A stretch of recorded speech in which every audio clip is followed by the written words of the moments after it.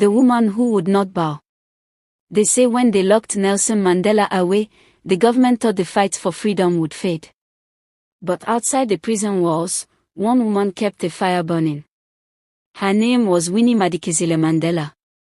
Winnie was born in 1936 in a small village in the Eastern Cape of South Africa. She grew up during the cruel years of apartheid, when laws separated black people from white people in every part of life, where they could live, work, go to school, even which hospital doors they could walk through. She trained as a social worker, one of the first black women in her field, and saw firsthand how apartheid destroyed families and crushed hope.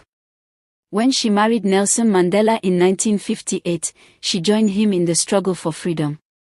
But when he was arrested in 1962 and sentenced to life in prison, Winnie suddenly stood alone in the world. The government thought she would remain silent.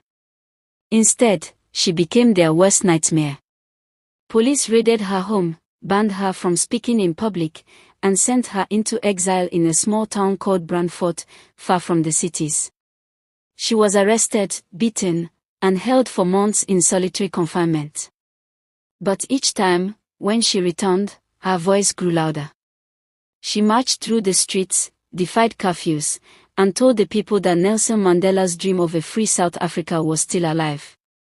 To the poor communities in Soweto, she became a symbol of courage. Children called her the mother of the nation. In 1976, when school children rose up in protest against Africans being forced in schools, Winnie was there, standing with them.